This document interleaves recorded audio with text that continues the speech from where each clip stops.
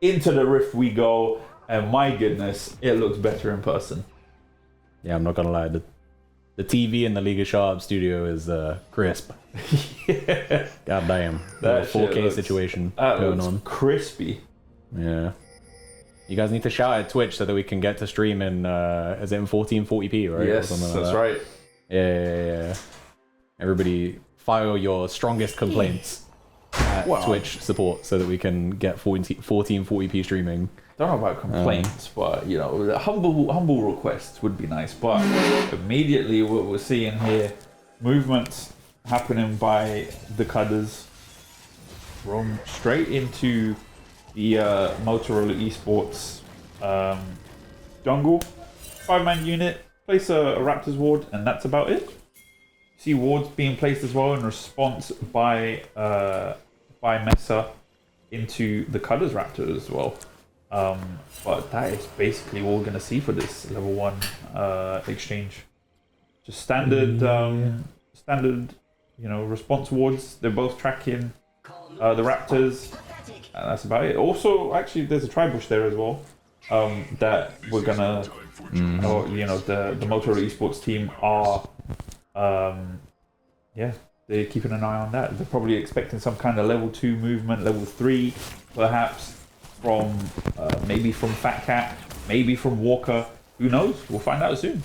But that will be then. And this is now. Game is underway. Lanes are in motion. Minions being struck. Champions being hit. As you can see right there. But we shall see how exactly things go for. Oopsie.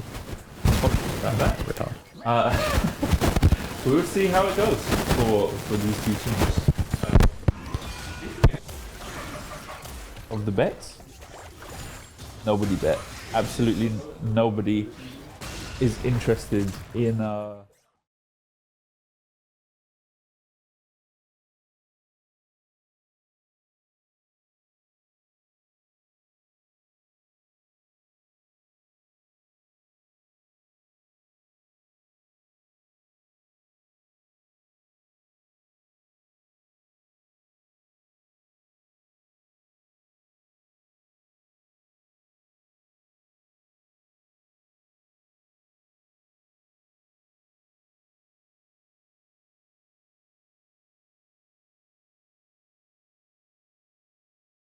Okay, all's good. Everything's fine. Back to reality. We get in slight technical difficulties there, guys. Apologies for that. But yeah, we're seeing some heavy exchanges going on in the top lane. Standard rotations going on as well from the junglers. Not really kind of gank much. Oh, hook comes out though, lands onto Scoob, but not much else from that. Flash comes out though from Walker. And Nav is trying to trade in response, but that's just gonna be it for the bot lane exchange right there.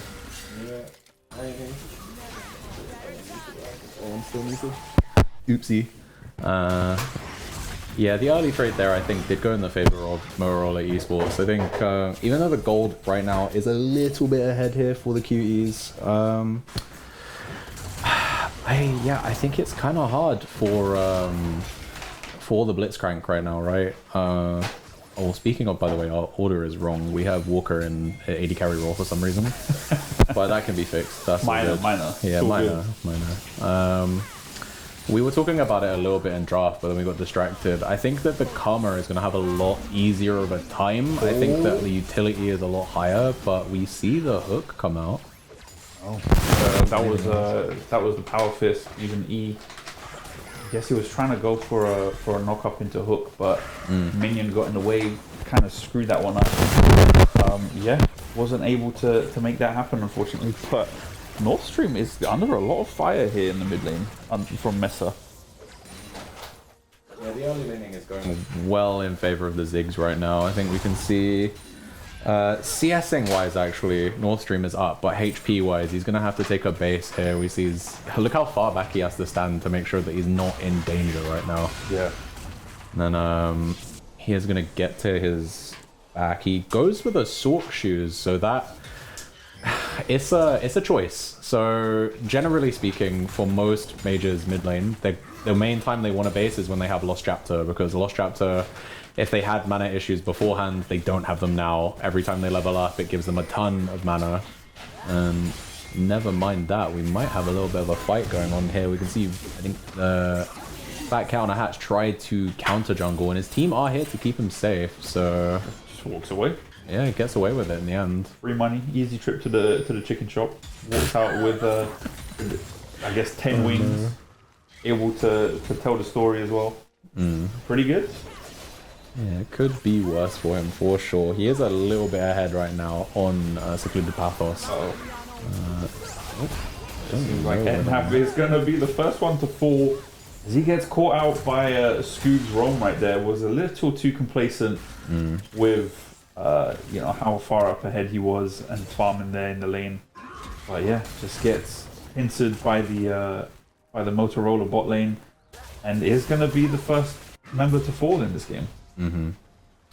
I think right now, especially considering they bought a Cull on that first back, this is probably ideal situation for Cookie. Yeah. So yeah, Cookie and Scub are gonna be happy with that play for sure. Getting a little bit of acceleration. The Cull is obviously there specifically to try and to scale, right? Yeah. I think both of these carries know that their job is to get to 25 to 30 minutes, have 3 items, and that's when they start doing their job effectively. Yeah. They really want to hit their item power spikes later. They're not looking to rush for damage or stats right now. Or you say that, but it is nice when you're able to do that. Oh yeah, for sure. I mean, right now the Kai'Sa has a statistical advantage because she's got the Heartbound Axe against a longsword. Yep. A longsword, a Cull, and a Cookie. So yeah, definitely probably going to be looking to abuse that. I think especially now that Walker is behind, I imagine we don't see him stick in lane too much anymore. I imagine he's probably going to be like, all right, whatever. Our Sivir is behind. Sivir can clear waves without me. I'm going to go and try and get Victor ahead. I'm going to go and move with our jungler and see if we can find things on the map, right? Ooh. That was an interesting interaction right there. Dashes in and gets pulled even further.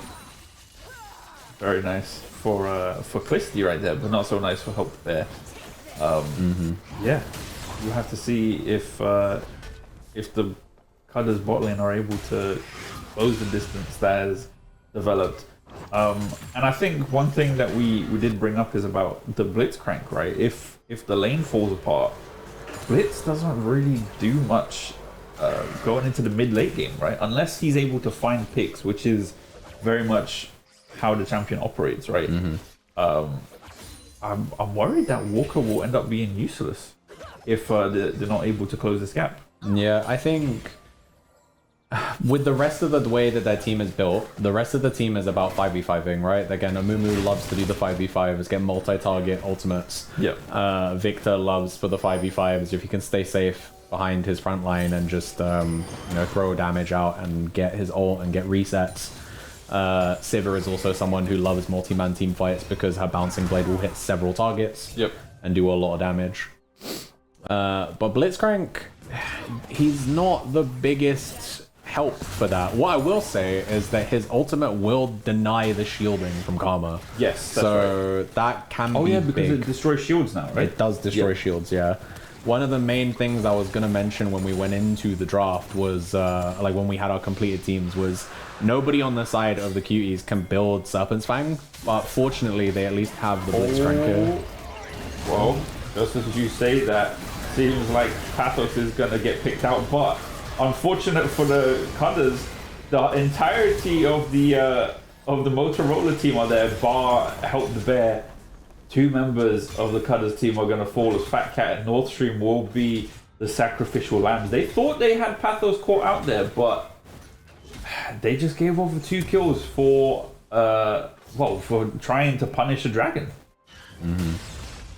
Yeah, that is pretty rough for the side of the Cuties right now. I think they know they're a little bit behind here. They should probably start to play like that. They were able to get the grubs completely uncontested, so they do they have set themselves up in such a way that if Mr. Callisti can continue to bully inside lanes, he should take this turret first, and then it's just going to be a matter of can we get the next 2 objectives to be able to secure feats. Yep. Currently, he's got a decent little lead for himself in CS. He's not quite up in items, but that's because he hasn't spent his gold yet. I'm assuming he's going to be sitting on a decent chunk of gold right now. He's only got a Haunting Guise and Doran's Ring there, whereas Help the Bearer has been able to hard itemize for MR, which will mean it's going to be quite hard here for Mr. Callisti to get any solo kills. Yeah, that's right. But, you know, sucks to suck, I guess. Fortunately, it's gonna probably be a Leandries by Fat Cat, and it's gonna probably be a Rift Maker for the Mordekaiser. So they have a lot of good damage over time options. So even though he's gonna have Kainic Rukan fairly soon, he should still be killable. It's just gonna take a lot of time and a lot of effort. But yes, I mean, absolutely. It's gonna be interesting to see how they try to navigate this.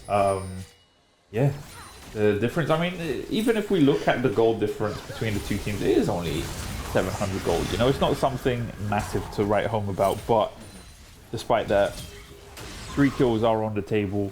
Mounted Dragon is also on the leaderboard for the Motorola team. And, yeah, also what is it, Feats of Warfare? yeah, Feats of Warfare have been picked up by Motorola eSports, so they just... no, Feats of Strength is the holistic thing. Oh, the whole thing. You need 2 or 3. So they already have Feats of Warfare. Right. They have 1 objective onto the Feats of Monster Slaying. And then they need to get either first turret or the next 2 neutral objectives. Yep. So either next Drake and next Herald, or next 2 Drakes, however it shakes out for them. Yeah, okay. Oh, hold on a second. Hook is going to land, and in comes Fat Cat as well. Very quick kill right there. Did have to use 3 ults in order to secure that kill onto a support though, so I'm not sure if the Cudders would say worth on that, but I guess this is a scenario where when you're behind, a kill is a kill, right? Yeah, I think when you're behind, it's all about just trying to neutralize the gold lead and make sure that you're playing towards your win con. Their win con currently is going to be that late game pressure from Etnavs and from North Stream. Yep. So trying to get that kill there onto the Sivir. I believe, unfortunately, it did go onto the Amumu instead. But, you know, yeah, we'll see here in the replay. They get the hook in immediately into the bandage toss. I do agree with you. I think the Curse of the Sad Mummy was an overcommit. But you know what? Kill secured. We take those. It's not too bad for them right now. Money's money, man. Ooh. Yeah. That was a good trade right there. Help the bear. You know, it's so unfortunate that unless the lane is like highly technical, really high kill lane, top lane is just about really good trades forever and ever, right? But we see Etna was forced to flash right there as Cube tried to set up a play of his own, managing to get a turnaround as well and get a response kill for his death. But unfortunately, well, I guess fortunately as well, actually, they managed to get a flash from Etnav, and that will be just about it. Yeah, I think he's a high priority target for them. They're gonna want to punish that. They can punish it as well. She's got no real mobility, especially when her ultimate is down. Yep. With ult down, with flash down, she can get hit by Counter-Strike really well. Like, it's not hard. It's also easy to lay her up with the satchel charge as well. Or just run her down with the Karma. Karma can tether to her, and then where are you going if you don't have ultimate, you know? Yeah. Sitting on the tier 1 boots as well, so I wouldn't be surprised if near enough everybody on the Motorola eSports side has more movement speed at this moment than Sivir. They've all finished their tier 2 boots, excluding the Ornn, so yeah. I think Ornn is not too worried about what's going on bot lane right now. He's just trying to survive. Does have his Kainic Rukan finished, so he is very beefy in this lane. That is one hell of a name for an item. What, Kainic Rukan? The Kainic Rukan. My goodness. Wait, what? What did you say? Kainic Rukan. Oh, I thought you said Kane of Grokan. I was like, who the hell is Grokan? No. I think a Rukan is like an item. I don't know what a Rukan is, but it is. This is a Kainic version of it, whatever the fuck that means. Yes. All I know is that it gives a lot of MR and a lot of extra health that is a specific just a magic damage. Wow. You know what? I thought that was really cool, actually. Well, the interaction of making him... Yeah. Ignore the fact that Motorola eSports just got the Ocean Dragon. That entire interaction was so cool. The fact that he used the Death Realm to send help the bear. Well, yeah, to deny him the use of that ult, but also to make sure he doesn't get the wave that's under his turret. That's... Oh, man. I love those kind of high-level plays. Really well done by Christie right there. No, agreed. I think 2 Drakes plus Herald, feats of monster slaying is theirs. That's going to be feats of strength. What I will say is that feats of strength are not the be-all end-all for this game. No, of course not. You know, most people don't buy their tier 3 boots until the end of the game, essentially. You know, it's kind of a waste of time unless you're in a very specific edge case to buy your tier 3 boots early. You know, they're what, 750 gold, I believe. So it's not like a inconsequential amount of cash to get them, and you essentially get a little bit extra movement speed and a stronger effect than the tier 2 boots give, but only marginally. And so nice little trade here going on in the top lane, quite equal at the moment. Look at the amount of damage it feels like Mr. Clisty isn't doing just due to this pure MR stack. In the top lane, you got the Rookan plus the Merc Treads. It's just so hard to hurt him right now, and I think we're seeing the fruits of an iffy draft here, because obviously with the Amumu being AP, the Mordekaiser being AP, these should be the only people Ornn ever sees in the early game. And so he's allowed to kind of build this way with no punishment, no recompense, essentially. Gets completely away with it. I have to ask. I'm seeing Mr. Clisty currently has 171 CS. Is that a real number? Is that accurate, or is that possibly including like wards or something? No. I don't know. So wards don't account for your CS score. Only jungle camps and minions. Dude, 170 plus at 17 minutes. That's insane. Yeah, no, for sure. I don't know. We have. The gold graph. Yes, Aaron has given us control of the graph buttons. The golden roller coaster. Look at that. There we go. Total gold. Hey. So he isn't actually, even though he's got 170 CS, like you said, 180 now. It's actually fairly in line with the rest of the team. So, I know, but it's still a crazy stat. No, it is. I agree. It's a large number for this point in the game. Their CS numbers are getting up there. They're near perfect. There we go. All right, I click it to get it up, click it to get it down. So intuitive. It just works. It just works, guys. Todd Howard over here. Holy. But yeah, as we move towards the 20-minute mark here, gold is actually dead even. So I think that favors the Cuties right now. Again, like we said, their team, the later the game goes, I think the stronger they will be. We can see that there's finally some tank stats coming in for Amumu. So this is fairly traditional for Amumu. They go Leandries into tank. I'm not quite sure what the shield is building into there. I can't remember the name of that item. Glacial something, I believe. It builds into one of two things, either Iceborne Gauntlet or the Frozen Heart. Yep. So I imagine it's a Frozen Heart. Yeah, most likely. That's going to be... I mean, Frozen Heart is good against Kai'Sa and it's good against Jax, but it's not great against the Ziggs. The second thing that it's useful for is being cheap, to be honest. It gives you a good item power spike fairly early. You see... Wow. That is good damage for a support. Oh my goodness. Yeah, just Karma things, bro. Honestly, my team abused Karma a decent amount in the tournament. And this is why, because it's just... The base damage on that champion is so high. Look at her items. She has built 0 AP. She has Redemption. That is it. She has a healing item. And Lucidity boots. Come on, man. That's nothing for damage. Got to check out those Qs more often, isn't it? True. But yeah, purely on the fact that the base damage for them is insane. Wow. Immediate flash from Messer right there. Doesn't want to mess around with North Stream Victor. But They're coming back once again to try to deny another dragon. It seems like Scoob might be the first sacrificial lamb. It's going to go down, but in goes Secluded Pathos, trying to make something happen, but Cookie is going to get the kill. Meanwhile, the Cudders now currently on the back foot as they tried to get this engaged in their favor. Oh, really good flash from Clisty right there to redirect the Q from Mordekaiser. Oh my goodness, they actually turned the fight around. The Help the Bear is trying to survive for a little bit longer, but that is an ace for the Cudders team. Wow, really well played from the Cudders. I honestly thought that it was going to go over to Motorola eSports at some point, but they managed to deny the dragon and now also take it for themselves. Wow. No, it's a big swing for them here. They needed to fight that Drake, and it actually works out really well for them. They end up securing themselves a 1.3k gold lead right now, and they deny the soul as well. It was going to be soul point, which meant that we were on par for a 25-minute soul if the game continued to spiral.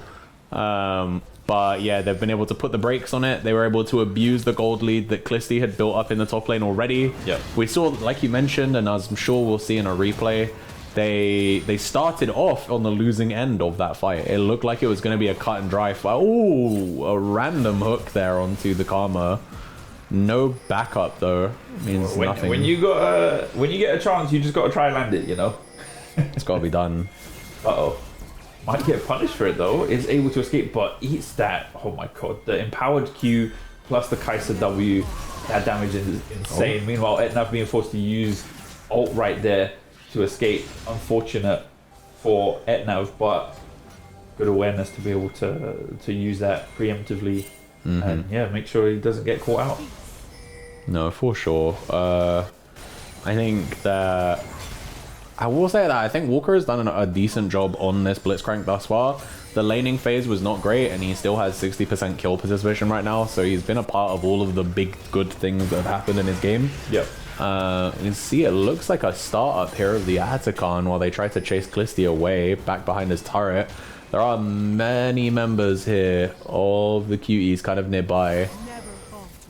Awkwardly for them though, they have both their mid laner and their bot laner in mid lane, so they're going to be sharing XP and sharing the wave. Yep. So nobody on both teams is catching that top side. They all want to be here around this Atacon fight. I think they know whoever wins this next team fight is going to walk out with a significant gold lead. Oh, hook lands onto Pathos right there.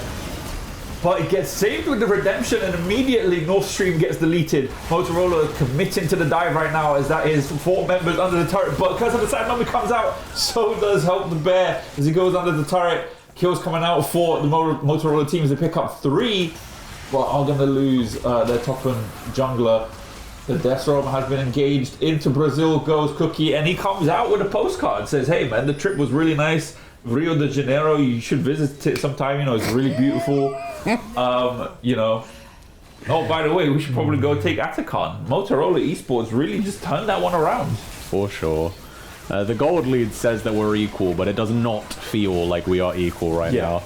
In the bot lane right now, we have, what is that? Did my eyes deceive me? But does it say a 5.9k gold lead? Yeah, but remember that's between Blitz and Kai'Sa. Oh, yeah. Sorry, yeah, we're still waiting on Aaron moving the support and AD carry around. Do you want to see the real numbers? Yeah. Whip out the total gold for me. Huge. Look at that. 11.2k on Cookie right now. Cookie's kind of fed. Cookie is cooking. 7 and 1. He just completely bought that, by the way. He had no components and he just goes, yeah, just give me Terminus, bro. And that is going to be really good for them. So the on-hit build for Kai'Sa is one of the strongest options available, despite what new meta says. Sorry. Shout out to new meta. Shout out to new meta. Winnie Hut Jr. back at finalist. Got into a very heated debate about crit Kai'Sa versus on-hit Kai'Sa in a Twitch chat one time. I'm an AP Kai'Sa connoisseur myself. Yeah, you like shooting the beam thing. I love me some ARAM. Yeah, fair enough. Valid. I remember when it used to be meta on Summoner's Rift, and that was toxic. No, that was just miserable, man. Please don't bring that back, right? Yeah, God forbid, bro. But yeah, he is really strong right now. I think he's the only person on 3 items. Let me just double check that, corroborate that we are 100% right. Yeah, we are. He is the only one on 3. Super fed right now in terms of, yeah, just probably if Motorola can get a fight where Cookie is safe in the fight, then they win that fight, right? Yep. Like, if he has agency to be able to move and be able to hit who he wants to, they win every fight going forward. He is, again, putting in a shift in this game, showing exactly how they beat Coin Flip Connoisseur a few weeks ago. And high key, the rest of his team are kind of on for the ride. Well, yeah, I mean, it's crazy to think that somehow he's got 7 kills as well. It doesn't feel like it, but this is a replay of the fight. You want to run us through how it went down? I mean, so we can see it starts with the hook, but then unfortunately the rest of Motorola are there, and so they're able to, they do Call of the Forge God, they land it. They've accidentally brought Jax right into range of North Stream, so he gets to immediately counter-strike and they get the kill there. And it is a trade, but because so many of those kills went on to Cookie, it works out better for the side of Motorola. They also had more members alive at the end of the exchange, so they were able to actually do things. I don't believe either of the... Did they take Atacana for that? I can't actually remember. I haven't short-term... They did. Yeah, they did. They did. They got so they got the Atacana off of it, which is going to be a big chunk of XP for everybody on the team. Yeah, they're going to be pretty happy with that, all things considered. Hold on a second. It seems like Walker got caught out right there. Did have to use his flash, but that's going to be all it is for now. Cudders currently on the back foot as the Infernal Dragon is now the main focus for the Motorola team. Doesn't manage to land the hook, chooses to engage anyway with the Civet. They managed to get a Scoob, but Pathos as well will be the main focus, as that is the smite of the team. And doing his absolute best to take one down with him, unfortunately won't be able to, as that's a double kill for Etnav. And on the side, we saw North Stream as well being able to kill his lane opponent with Mesa. And yeah. But hold on a second. The Cutters got the dragon. Yeah, they won the team fight. They get the Drake. They've got a 1.5k gold lead now. They're looking pretty strong, all things considered. It's looking good for them so far. It is, yeah. I think that fight we'll see again in a replay soon, but that fight went poorly because I think it was poor target selection on, and also I don't think Cookie was really there. So again, they win fights when Cookie's here, but Cookie wasn't. Speaking of though, he is in this fight. And Wait, that's smite down. Fat Cat is dead, going down to help the bear. But here comes Cookie as well, saying, you guys think you're going Baron as well after that dragon? You must be joking. Not going to throw a W? I thought he was going to go for the fadeaway. Man. Cookie, I was setting you up to hype you up for that fadeaway W, man. You let me down right there. But what's more important is definitely this Baron. Denying that, being able to secure this, good choice. North Stream is trying his best here to try and mitigate try and deter them from taking it, but unfortunately he wasn't aware that Secluded Pathos wasn't on the Baron, and he's going to be able to get solo kill easily there, and then they're going to be able to take this fairly handily. So I want to have a look at the gold graph, because this game has been so back and forth that honestly it's going to look so weird. Guys, make sure you put your arms up. It's going to be a Mexican wave, right? It's going to be a roller coaster, that's for sure. When it decides to come up, hold up. Hey, look at that. Wow. Yeah. It is straight in the favor. I mean, it has just swung. Yeah, it's had. This is the biggest swing it's had thus far. Yeah. And it makes sense because they just got several kills. You got to remember Baron is the only neutral objective on the map that gives gold. Yes. So, they got the gold off of killing that Baron. Plus just all of the things they've been able to get off the map after the fight as well. They immediately sent people mid to get cryo in that lane. That wave is going to be, it's a little extra for them, a little extra cash in the back pocket. And yeah, so it kind of makes sense here for them. Let me just cut that off there. Let's have a look at we want to have a look at gold info maybe. Hey, here we go, 14.7k here on Cookie right now. Only person, fortunately I'd say for the Cuties, we can see that their primary carries here are not too far away.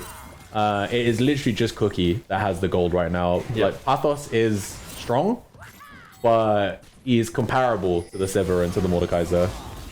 And we see they're going to have to give up this tier 2 in the mid lane. Going to be able to walk away safely here.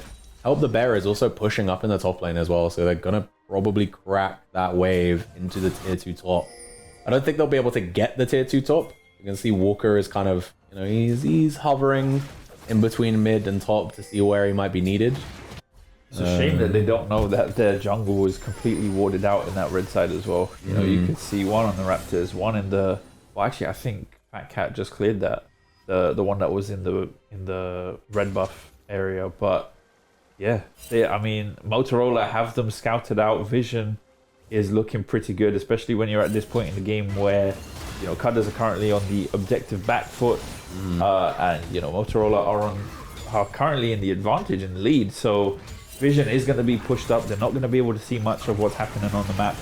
You can see right now Motorola eSports did move from mid to bot lane, going for that easy Baron. Oh, not Baron, sorry, with the Baron. Apologies, tier 2 bot with the Baron buff minions, and also with the Zig Satchel, which cannot be understated how powerful it is for you know, securing those turrets. No, for sure. I think we've hyped and praised Cookie's performance in this game so far quite a lot, but I do want to say perfect form on the Ziggs has been very stable. We do have to remember that this is his off role. He was primarily a top laner, and due to, you know, roster constraints, has had to switch into mid lane for them. And so to go up against North Stream and not really hemorrhage anything meaningful, there's a 300 gold lead to himself. Yeah, that's pretty good. Especially considering he has no kills. Yeah, I think. I mean, I believe his damage is probably still quite good. I don't know if we can see damage overall. Hey. Let's have a look. There we go. Look at that.